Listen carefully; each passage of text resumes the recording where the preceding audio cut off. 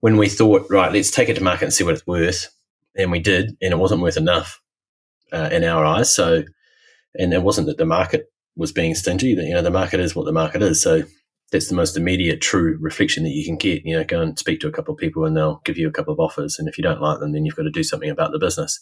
And that's where we were at that point.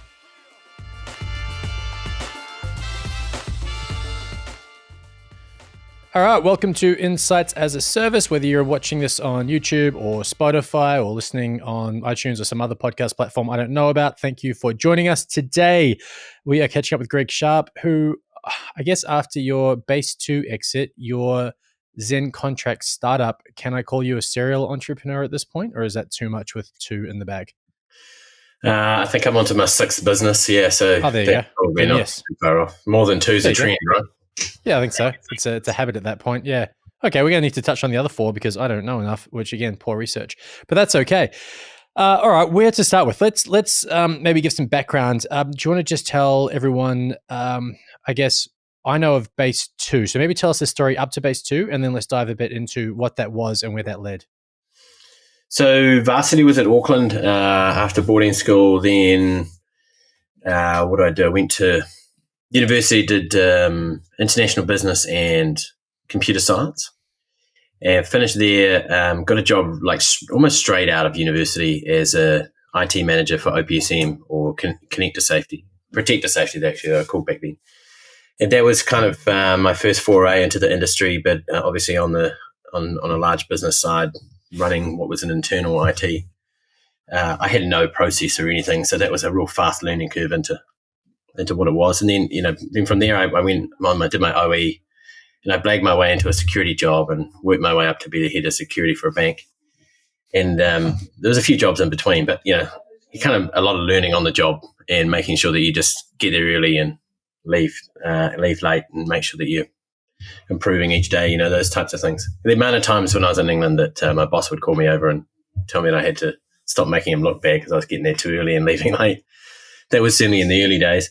And then when I came back home, my parents were always entrepreneurs and they had small business. So I wanted to tickle that side of my business yearning, if you like, and joined up with a couple of other fellas and started BTG. Well, they'd already started it, but I came along fairly soon afterwards. And that was kind of the first growing of a vendor, a supplier of service, or even before it was called an MSP. And we took that from about 3 people to 80, I think, when I left, and it was a good, solid business. And I ended up being still going strong today, right?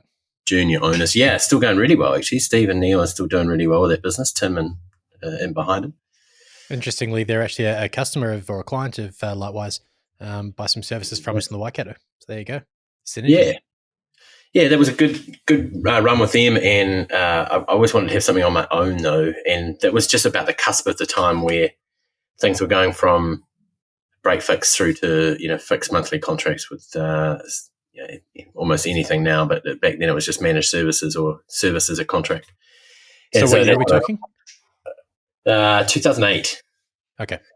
And so I left there and started Base 2 in earnest in August, and started hiring staff in the January in 2009. So we kind of called it 2009 to get going. The first 4 months was just floundering around, figuring out what we would do.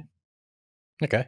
And so Base 2, you exited what year? You sold to Kordia in 2020, was it? Sold in 2021, and in April I exited. Supposed to be 3 months later, but I stayed on for a little bit just because it was such a changing of the guard and wanted to make sure everything was pretty stable. I stayed 6 months, and then so that was 2021 end of, and have been doing ZenContract in full fling ever since. Cool. All right, and we'll get back to those. So Base 2, though, for the other MSPs listening, a lot of them do. Any special source to what Base 2 was doing from the MSP side, or was it just that you based on the service itself, but the product portfolio was fairly standard? So there's probably 3 or 4 main things, and I'll just list them off, and then you choose whether you want to dive into them or not. We did a lot of time on product fit, so we made sure both for the customer and for ourselves that we knew our stack really well, and we started to define the stack. So we didn't support all firewalls. We didn't have maybe more than 2 network vendors. We just narrowed down on what was really good for us. But then we had a lot less retraining for our team. They didn't have to know 8 products, they knew one. And they gained a lot of efficiencies. It also improved customer service because we'd get back to them with issues resolved a lot faster. There's a lot of positives in creating an upward spiral where just narrowing down the amount of not services you offer, but just the stack that you use.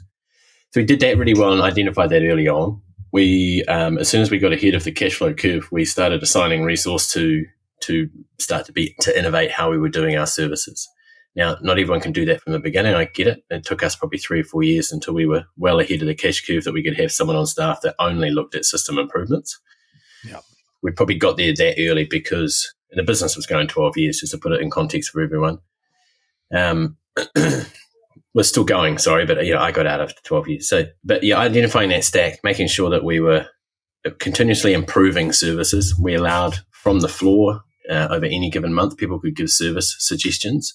And if that was taken on, they'd be handsomely rewarded, might be a trip away, it might be dinner out with their spouse, whatever the results are. But we would allow those to come in from anywhere. And they could be at any level of the business, right from service desk through to strategic initiatives. We definitely had a very transparent culture around making sure that everyone knew exactly what the vision and the plan was, right down to an immediate 60, 90, and 365 year-long goal. Probably culminating, Brendan, in when we set a real stretch target for our monthly recurring margin, and we smashed it. It took 9 months, but we smashed it, and we took the whole company to Fiji. Nice. And it was strategically laid out in front of us as to what we would spend when we were over there, how it would work out. Therefore, we set the targets, and we knew the business was going to be a lot better off. It wasn't a careless endeavor just so we could go on a 3-day bender, albeit that it was pretty much that. But we planned it out, over the course of a long period of time, and the business was way better off for achieving those targets and maintaining those targets. And we pinned them to monthly recurring revenue because that stays with you for some time. You get a lot of payback on those. So I guess when you're encouraging everyone to contribute towards process improvements, you've essentially got a business of business analysts, essentially, that you're sort of encouraging to really critically think about the way that they approach everything within the business, right? Yeah, but you end up with this thing called superfluous effort. Everyone's pretty good at doing their own job, but you're not really tapping into all the other stuff typically that they're thinking about. Any employee will sit there and think, I wonder, I think this could be done better. And by harnessing those suggestions, you're getting a lot of intel that you wouldn't get otherwise. And you're still paying. There's still the same amount of remuneration. They're still getting paid the same way. But you're getting a lot of feedback of when they're chatting about their job with their friends at a barbecue, or they're sitting down, in a bath with a glass of wine, having to think about how they could do things better. There's an avenue for them to give those things back. And the business benefits, right? So there'll be a little bit of a handout, for their efforts or whatever, but ultimately the business gets all those improvements. And those little ones seem insignificant when you just put them down on a piece of paper individually, but when you add them all together, it creates amazing momentum. Yeah, right. Fair. So we often talk about in this podcast about how, the old saying, revenue's vanity, profit's sanity, cash is king. You talked about there your revenue-based targets. How did you ensure that didn't drive the wrong behavior, that a focus on revenue didn't see the GP underneath it slip? So we only ever, we had a figure that we chased, which was steeple, and that's monthly recurring margin. Okay. So on every time we went and signed up, let's say a $5,000 deal, there was $2,200 of margin on that, and we already had loaded costs into it. We knew that we were chasing that difference, the net cash engine or the EBITDA, whatever you want to call it, but it's most definitely got a margin figure into it, not just total turnover. Because you're right, there's total turnover could be really, really, really large, but if you're not making any profit, then there's this little point. We certainly had one of those types of scenarios where in the early days of Base 2, we won a big project, separating JB Ware from Goldman Sachs, and then we ran JB Ware for 3 years, and it was really high turnover, and possibly because we were doing a lot of learning, but also it was such high turnover that they had someone to manage us. We just were not making any money out of it. So It allowed us to grow the business, get a great reputation, and we learned a lot along the way, but certainly didn't make any money out of it. So I always advocate that lots of medium-sized customers is the nirvana for actually making money. 2 or 3 big ones just puts the business at risk because they do change vendors from time to time, and you'll gear your business up for fulfilling that contract. And if it goes away quickly, it's really hard to right-size the ship without ruining the morale of the business. So spreading the risk with lots of medium to smaller size customers, I think is I'm a big fan of. That's cool. Yeah, it's very cool. So I think there's 2 things that a lot of our listeners are super interested in. 1, how to orchestrate a high value exit, and 2, how to really efficiently and effectively start up an enterprise. And you've done both. So right now, let's talk about the exit. So how far into phase 2 did you start thinking about positioning the business for an exit, or did it just sort of come about more organically than that? No, it was always strategic, and probably from about year 5 or 6. And just bear in mind there was another 6 years after that. But I've got a little bit of context in that we had a major shareholder that was my original business partner that ended up funding a good portion of the business growth. And that's not uncommon, either a high net worth individual or an entity, or you use some debt funding, and we used some of each. But so we had to go through a maturity process at about year 6, and unfortunately, he passed away. So we had to buy his family trust out. So we needed to understand what our, contracted revenue was at, whether, how much EBITDA we were making, what our total turnover versus staff count costs were. We did a lot of analysis on what to measure. And on the ZenContract website, there's actually a couple of things on there about what are the 10 things that are the best things that you should go and measure, and that's pretty much where this came from. And that allowed us to really get close to the numbers of where we were as far as a business going. And we were making some money back then, but not a whole lot, right? So we'd probably reduced a lot of the debt that we had in starting the business. The cash engine could be tuned a lot more. We were definitely carrying 2, 3, 4 extra staff so that we were always ready for the growth that we wanted to continue to go on. Yep. And that's, a really common thing to do. Is certainly with the service business, you don't want to run it too lean and grow at the same time, because the service just goes down and down and down. Yeah, you've got to be ready to take on that business that you're setting the goal for.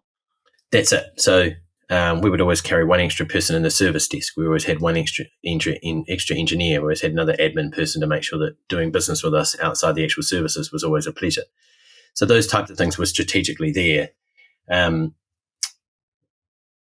But then once we did that purchase and realized that it was even a lot of money back then, we figured that if we started to groom the business in ways, when we did want an exit in 2-3 years' time, and we weren't thinking about a specific time at that stage.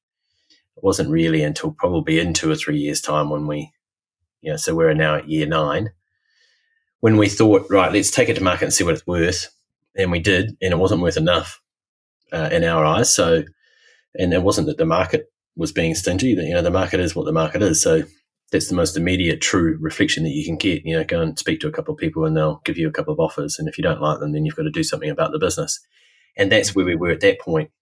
So we got really strategic from there. So we thought, what are the biggest things? Went and did some research. What are the biggest things that we can do to improve the EBITDA valuation? And pretty much all MSPs, until they get up to about 10 million of turnover, will be done on a multiple of EBIT. If you are in the ISV space or software as a service space, and you've got a significant recurring revenue from a particular widget that can scale a lot more, then there's different valuations, right? They go from sort of 10, 15 to maybe even up as high as 20 in the past. Not so much now, but they can be significant, and they're a multiple of revenue. But the multiples for MSP service-based businesses, even if they are highly subscribed, is typically a multiple of EBIT. So there's really good levers that you can pull. 1, get all of your contracted revenue onto contracts. If you can, put them onto term-based contracts, right? That increases it again. And put them onto term-based contracts where it's not super easy for them to just walk away from it, that being the client. But they've still got to have an out clause, because otherwise no one's going to sign them. And that out clause is usually non-performance by mutual agreement. and that's fine for someone that's looking at it, because everyone has the best intent of actually supplying reasonable services. Then, so that's all your contracts tied up. Then have them all documented in a particular one area, so they're easily referenceable. So if someone wants to do due diligence on you, you just go, here's all the contracts. And the other one was getting all of your procedures in your business documented. And this is a big ask for a small, medium-sized business, right? So it took a little bit of time. But if you had a position description for someone, made sure that it had, what they were supposed to be doing, how they would be measured, if they had any at risk, what they were, and put those all in a folder and then allow people to get measured against it. So those types of things. And then obviously we already aligned our stack to make sure it was efficient as possible. And then the big thing we had was a culture-based vision and goal setting program where everyone was utterly aligned about what the top business goal was, and that flowed down to their team goals, which flowed down to their individual goals. Based on a white paper that I wrote a while ago and a piece of software that we had called Big Five, but it's ultimately, as long as you've got a singular vision for the business and it's all moving, forward in that way, those things all tied up to a pretty healthy package for someone when they came and purchased our business. Then the last thing is that you've got to make the business able to be run without you. That's absolutely paramount. Right? That's the big thing that'll take it from whatever you thought it could be to something that's more. Because that's one of the I think that's one of the hardest things for owners, particularly maybe that. I was going to say sub 10 mil, but I think sub 20 mil, it's still really hard for owners to extract themselves from, really the core operations of the business. It's a really active pursuit. Like, you've got to sit down and say, right, what are the main 10 things that I do, and who am I going to give them to, and what's my time frame to get it done? And ultimately, you're trying to get yourself out of a job. That's where people fall over, because they go, I don't want to lose. This is my identity. This is the business I built from scratch. This is how I define myself. I don't want to get out of a job. But those two things work against each other if you want to sell your business. So the question was, how do you get a good exit? That's a really important part of it, is to not get rid of yourself, but put yourself in a position where if you went on a 3 months hot air ballooning holiday and you survived and came back, would the business be in really good shape when you came back? So it had 90 days to run without you. Then you're in good shape. Yeah, great takeaway. So a couple of weeks ago, I spoke to a guy called Will Slappy, who I think at this point he's probably acquired 12 or so MSPs under the IT Voice umbrella. He's over in America and this whole thing. But he was talking to me about valuations, and he was saying, if you're lucky, maybe 5 times, 7 times EBITDA, that might be a thing. My understanding is you did much better than that when you sold to Kordia. I'm not sure how much you can talk about specifics, but well, they're a public company, Brendan, and they made it really public. So yeah, so let's do it then. I was giving you an out just in case, but that's good. So 10.2 is a number we've got. Yeah. So pretty quality multiple. So I guess the key takeaway there is for people who are just wanting to kind of reference checks the advice that was just given. There's a pretty good reference check, so worth taking on board. Just a question: that white paper you mentioned, is that still available somewhere for people to take a look at? Yeah, if you just go to www.mybig5.work, you can just put your name and email address on there and download a copy and have a look. And that's the theory of that software. The actual software is about goal setting and alignment of business and setting your team strategy. Okay. It's near on free, $5 a head or something. So, but the white paper's there as a start. Gold. Okay. All right. Well, let's talk about ZenContract, because that's where you and I caught up years and years and years ago when you were still with Base 2 over in the Gold Coast. We bumped into each other again over in the States more recently with your ZenContract hat on. So you exit Base 2, you work there for a while, you help with the transition, and then you get bored and you think, what next? Or did you actually, as part of your exit strategy, were you thinking, I already know what's coming next? About 4 years ago, we identified, when we started the process of valuing the business, that we needed to do something with contracts, and we were doing them with, like a lot of MSPs. I now have a full-time job speaking to MSPs about their contracts. Clearly, that's what I'm doing. Mm-hmm. A lot of MSPs are still doing their contracts using Word documents or templates from someone else and doing the negotiation via email and then they can't reference it and doesn't reflect the services they're providing, all that sort of thing. Exactly the same problem set that we had 4 years ago. So I was at a conference in Miami, Autotask conference. I think I just got off stage speaking about Base 2, and I bumped into 2 Kiwi guys that were developers, and I said, look, I've got this idea. Would you be interested in going 50-50? And, I'll front them some money. You guys do a little bit of sweat equity. Let's get a product up and see if we can make it multi-tenant, because I think it's a problem that lots of other MSPs have. That was about maybe 2016, 2017. And along the way, we built version 1 and we were running it inside Base 2. It was pretty crappy, to be fair, but it was even as frustrating as it was, you could still see it was better than maybe than what we were doing right now. And then basically spent the next 2 years rounding the corners off it and stress testing it. We had a limited amount of customers, but it concentrates on making sure that your contracts are templated. It's easy to execute them, i.e. e-sign, e-signatures built in. They hook into all the PSAs, so the connect wires and the auto tasks. They've got flows through to say each section can be worked on by different people. All the things that you would kind of want in managing a contract from end to end, we've tried to build in there. And a lot of those features have been built in the last 8 months. So to answer your question in a shorter fashion, I knew that this was going to be my journey after I finished Base 2, because we already had this incubated company in tow. Myself and the original developers owned a good portion of it. We went and did a capital raise as soon as I finished up at Kordia, and raised $1 million, and relatively quickly, actually, mainly sort of friends and family around. They kind of thought we knew what we were doing, and hopefully they still do. I shouldn't say that, but and built out the rest of the features around it and a lot of the workflows, and built a team that's in the right time zones to be able to go and attack the MSP market. So we've got people in Ontario, Canada, London, Philippines, Australia, and New Zealand now. So the sales slowly coming up, but the product's now pretty fit for purpose. Like, it's infinitely better than it's ever been, and exciting that each time I speak to an MSP, they have those light bulb moments that go on, and they can see that their life's actually going to be a lot easier. It's an area that they hadn't. Some of them hadn't even thought about attacking. But it'll be one of those glass ceiling things that they just won't be able to grow beyond, because they don't have a methodology for doing the renewals. They're always going to miss the renewals, and then the master services agreement's out of date, and they're exposing themselves to operational risk.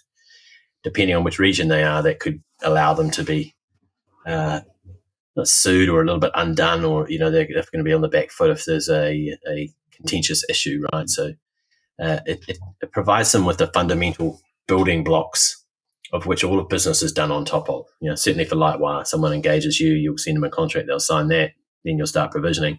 It's the first proper place where I agree with you and let's go and do this. Prior to that, it's just a proposal which one person says, yeah, okay, I think we might move ahead with that, But then this is foundational contracts or agreements or whatever you want to call them that need to be in place so that you can then launch on to go and do more things together. So I find it exciting. Relatively boring topic typically when we were in business, but now that we can automate it and get a level of compliance and risk mitigation for all of these MSPs out there, I think it's a fun place to be.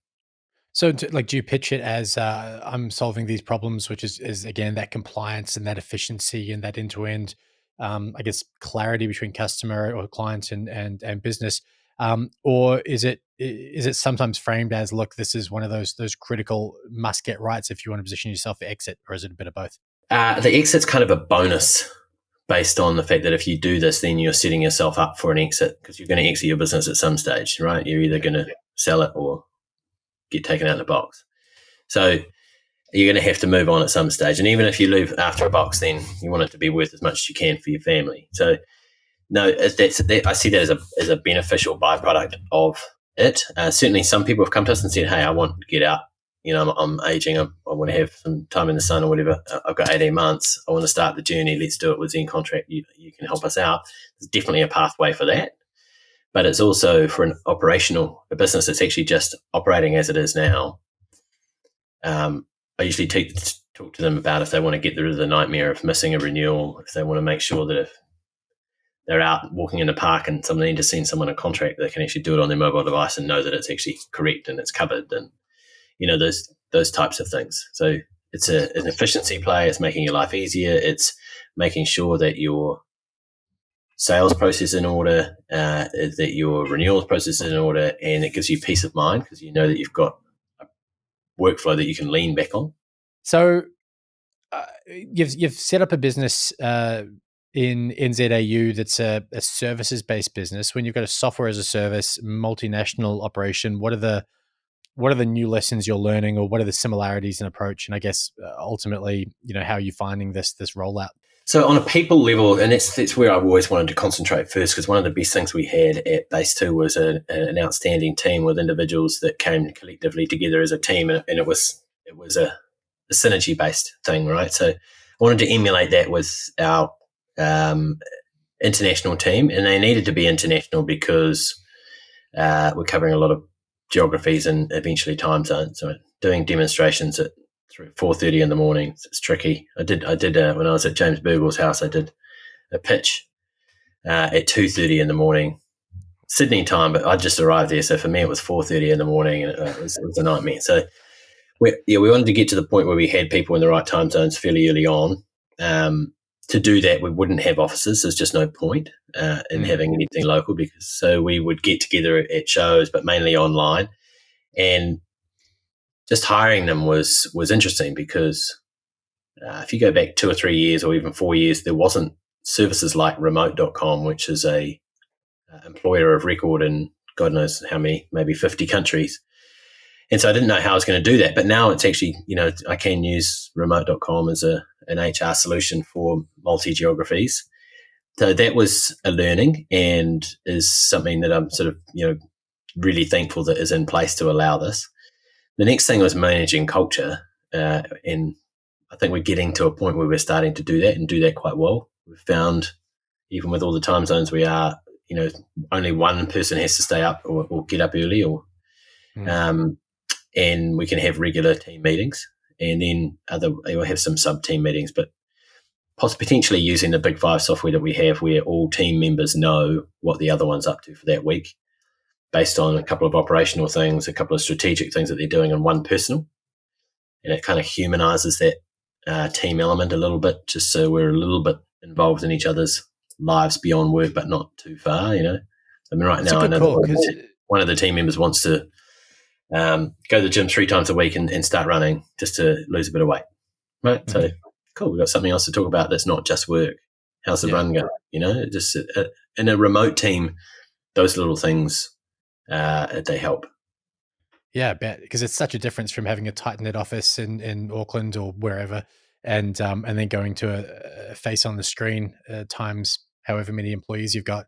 It is tough. Like even us, we've got a really distributed team across a couple of countries and a bunch of cities, and there are people in the business that I just don't know that well, and it's strange byproduct of growth and just, I guess, the business we're in. But that cultural piece, it doesn't stop being important. Yeah, that's pretty universal, any business, right? And I think it's especially important in a business kind of like yours and maybe ours as well, that are actually relatively flat. So you'll have general management, and then you've got maybe some leadership, and then you've got a lot of people doing, and they're all equally skilled, high and low, but doing different stuff. Like we've got excellence in marketing, we've got excellence in development. They sit relatively flat, and as they should, as opposed to a really tiered structure that you might get in manufacturing or a larger team. So that flat nature, it works better if they know a little bit about each other and can converse. And probably the other thing I did, Brendan, reasonably early on is really actively encourage these people and even gave them a bit of budget to try and get online and get to know each other external. Yeah. To try and build that thing. So eventually, a few of us got together in Vegas, as you got to see, because we were up there. There was a good energy when we arrived. Of course, we were in Vegas. That always helps. It helps that Ellie got the presidential suite or whatever she got, but yeah. She did, yeah. Lucky person.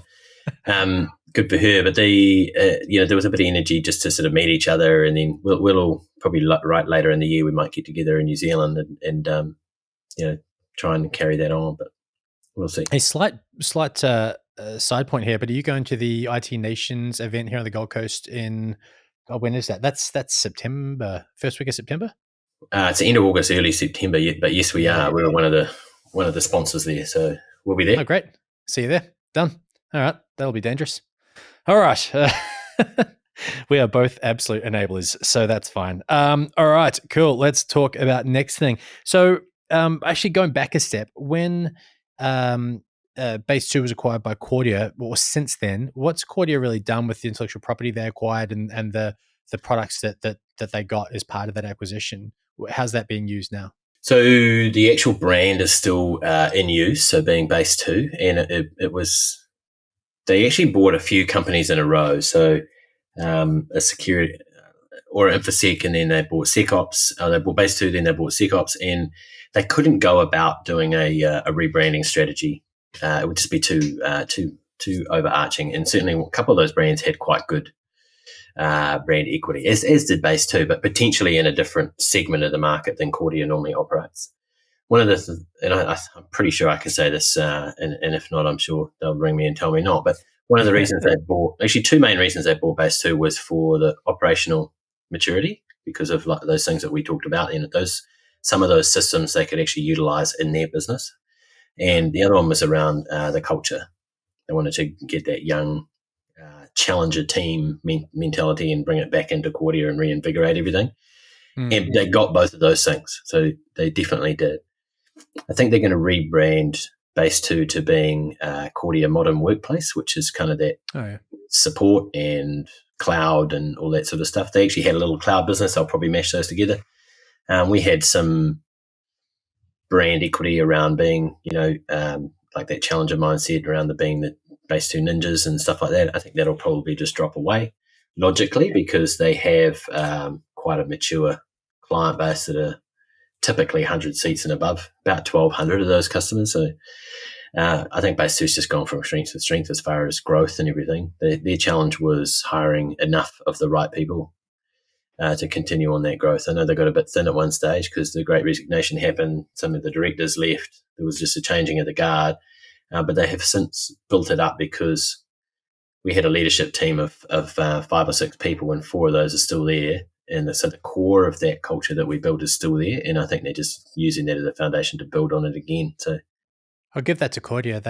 They retain staff well, right? Like, people don't leave there in a hurry. They don't have a retention problem, as far as I can see.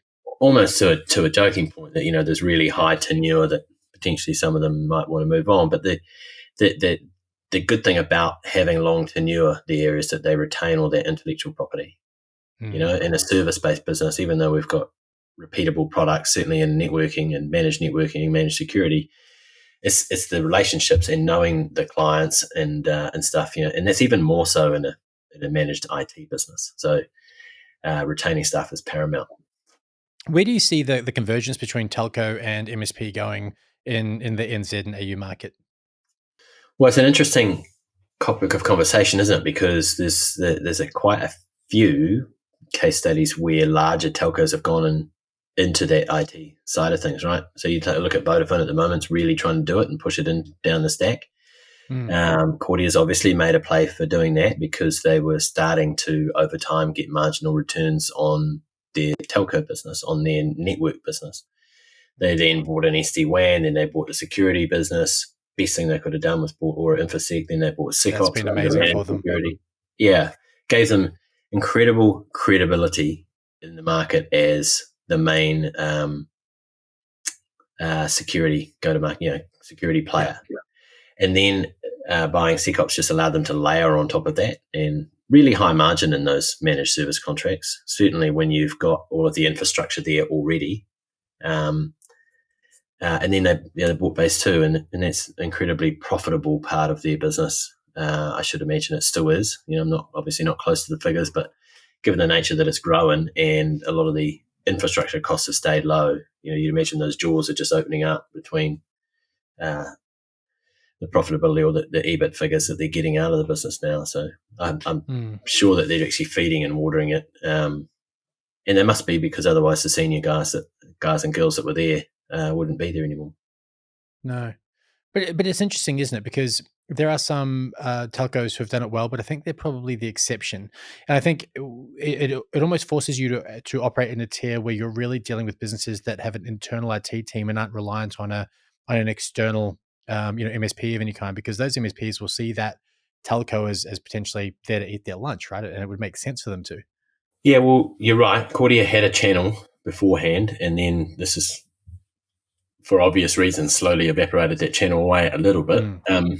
I didn't really answer your question before. Where do I see it going? I see that there's going to be some challenges that will get up to try and go against the larger telcos in their own telco business using SD-WAN.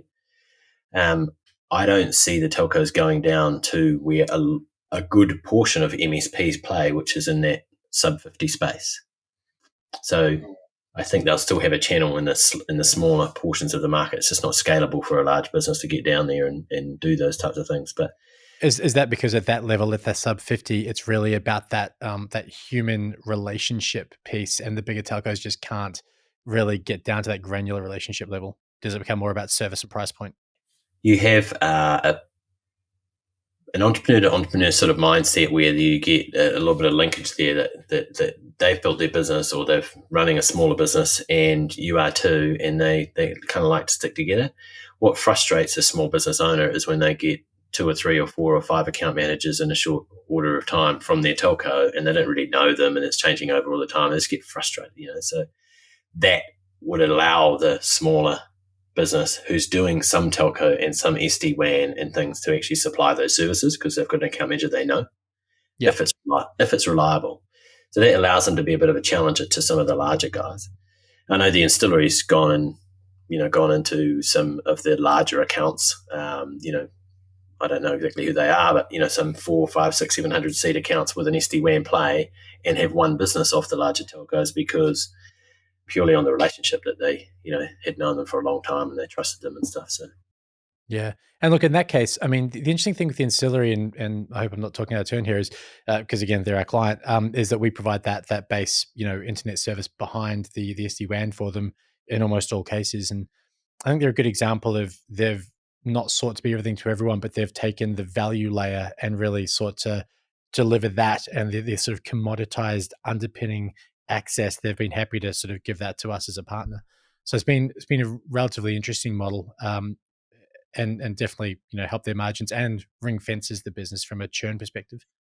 if you think that you're going and putting a product together, like we had certain levels of bundled product when we were at base 2, and relatively early on in the networking piece, I sort of did a TCO or total cost of ownership exercise on what would it be to supply a circuit and a managed firewall and a managed router and a managed this and that to X, Y, and Z. Just did a business case and put in the best gear you can get, right? So went for high-end Cisco's. Okay, it's a little bit more for the client on $10, $20 per month or whatever it is. But you're in the same light. So Lightwire is seen as really, really reliable, almost infrastructure, isn't it? And then that gives them the platform that they can go and add their value-added services. Yeah. So if you're, where you guys are at, like if you're providing that solid knitting that's always up, then I would almost see that as a given. There's no point in trying to emulate what you're doing. That's just not their game and it's too expensive. So I would bundle a product on top of Lightwire if I was to go into market again, which might not happen for 3 years and 8 months. Yeah. So very specific. I think for me, there's really 2 plays. There's the Kordia play. Let's offset, as you said, reducing margin in the transit, the carrier level stuff, and your traditional WANs by adding that MSP layer to what they do. Or there's the become a channel supplier of choice to the channel. By ensuring that you're always complementing, not competing, right? And that will mean that you're limited in what you can sell. Margins are only going one way, but hopefully you can get the scale, and that you can, provide sort of an evolving set of non-competing value adds that offset that as you grow. But that's really the 2 plays, I think, at this point in the telco market. And so which one are you pursuing? Absolutely the second. Definitely channel focus. Okay, cool. And hence why you'll be at IT Nation to go and see all the MSPs? Absolutely. That's it. Okay, cool. Yeah, that's the play. Look, let's finish off with one last question for you, which is ZenContract. Where is it heading? Give me a 3-year forecast. That seems like a reasonable time frame. Sure. So we're fast approaching 100 MSPs actively using it. There's another 100 that are on there trialing the system at the moment. We're pretty much rounding out version 1.0. It's version 3 because it's been around for a while, but the actual modules that we have are 1.0. The things that we're going to be running out next will be Zen Policy, which will allow the MSPs to manage all of their clients' policies. Mm-hmm. We've then got Zen Vendor, which is managing all your vendor contracts, which is a bit of a pain in the bum. I've got a contract with Fortinet and Microsoft, and I need to know when it starts and ends and what the current prices I'm paying per unit, and when do I need to start negotiating it and things. Because just the same as with your renewals for your client contracts, trying to negotiate those things after the fact always puts you in the back seat. You just don't. Yep. You're not on the front foot with it. We've got some strategy-based modules that'll be coming out as well, but we're just looking at making sure we get real traction with the core of what we are providing, and that is managing client contracts. Mm-hmm. The secondary will allow us to get a sell through and allow the MSPs to actually make money, monetize the platform, which would be charging a small fee for money, monetize or managing all of the clients' policies. And then eventually, once they're really au fait with the software and see the benefits of it, then there's a channel program where they can actually go and put it into their clients as well, and go halves on the margin. So and get a lot of consulting work out of it. Eventually, the MSPs are going to have to evolve. You're getting more into advancing your clients' businesses through technology as opposed to actually just supplying support services. Because the theory is that the devices and the software should get easier to support. Whether that's true or not in 2, 3 years, 4 years time, I just don't know yet. I can't predict that.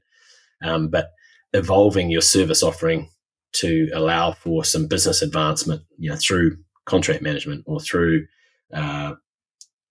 maybe software development or whatever it is, augmenting your current MSP, I think is paramount to making sure that you're still relevant in 3 or 4 years.